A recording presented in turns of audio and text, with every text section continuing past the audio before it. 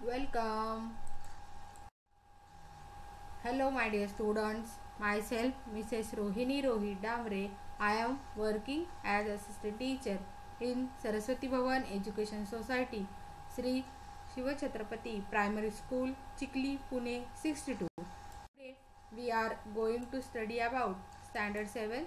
Subject आहे आपला general science. Topic आहे fourth topic nutrition in living organisms. बघा मुलांनो, सजीवातील पोषण. मुलांनो, पोषण म्हणजे नेमके काय रे? सजीवांमध्ये काही जीवन प्रक्रिया अखंडपणे सुरू असतात. आपली जशी आपल्या शरीराची शारीरिक वाढ होण्यासाठी, निरोगी राहण्यासाठी ज्या अन्नपदार्थांचे पचन आणि सात्मीकरण होऊन आपल्याला जी ऊर्जा प्राप्त होते त्यांना अन्नपदार्थ म्हणतो. तर न्यूट्रिशन्स म्हणजे काय? तर बघा मुलांनो, the process of taking in and using food which takes place in living organisms is called nutrition. पोषक द्रव्ये शरीरात घेऊन त्यांचा वापर करण्याच्या सजीवांच्या प्रक्रियेला पोषण असे म्हणतात. आता पोषणाची गरज काय आहे मुलांनो? तर बघा, काम करण्यासाठी ऊर्जेचा पुरवठा करणे, दुसरा आहे शरीराची वाढ व विकास करण्यासाठी, पेशीची झीज भरून काढण्यासाठी, त्यानंतर शरीराला रोगापासून वाचवण्यासाठी. बघा, न्यूट्रिशनचे दोन प्रकार पडतात. पहिला आहे ऑटोट्रोफिक न्यूट्रिशन्स आणि दुसरा आहे हेटरोट्रोफिक न्यूट्रिशन्स. आता बघा मुलांनो, पहिला आहे ऑटोट्रोफिक न्यूट्रिशन्स म्हणजे काय? Some organism can produce their own food and thus nourish themselves are called autotrophic nutritions.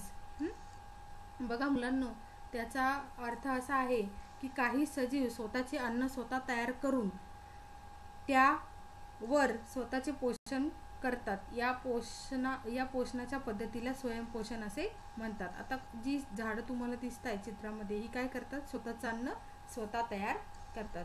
दुसरा आहे हेटरोट्रोफिक न्यूट्रिशन्स म्हणजे काय? Some organism depend on other organism, plants or animal for their food.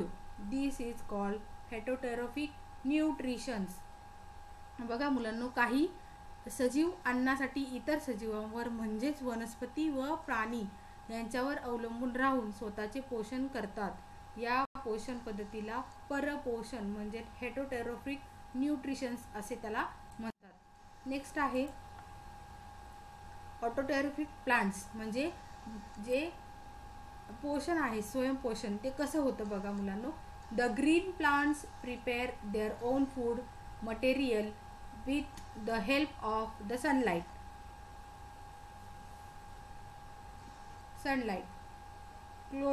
Chlorophyll, water and carbon dioxide. This process is called photosynthesis. बघा मुलांनो, काय की वनस्पतीला सुद्धा वाढीसाठी अन्नाची गरज असते आणि वनस्पती स्वतःला लागणारे अन्न हे स्वतः तयार करतात. जमिनीतील पाणी, पोषक तत्वे, हवेतील कार्बन डायऑक्साईड याचा उपयोग करून हरितद्रव्ये म्हणजेच तुमचे क्लोरोफिल हे काय करतात? ते वनस्पती सूर्यप्रकाशाच्या साहाय्याने आपल्या पानांमध्ये अन्न तयार करतात आणि या प्रक्रियेला फोटोसिंथेसिस म्हणजे प्रकाश संश्लेषणाची प्रक्रिया असे त्यांना म्हणतात. तुम्हाला चित्रामध्ये दिसत आहे बघा, त्याचं ते कशा पद्धतीने आपलं जे अन्न आहे ते तयार करतात. 6CO2 plus 6HO2 is equal to sunlight and chlorophyll is C6H12O6 plus 6O2. या पद्धतीने ते आपलं काय करतात? अन्न तयार करतात. नेक्स्ट आहे आपलं ट्रान्सपोर्ट सिस्टीम इन प्लांट्स. बघा मुलांनो, आपली जी वनस्पती आहे त्या वनस्पतींमधील वहन व्यवस्था म्हणजेच की कशा पद्धतीने त्यांचं वहन होतं याची व्यवस्था आपण पाहणार आहे. The transport system of plant in consist of xylem and phloem.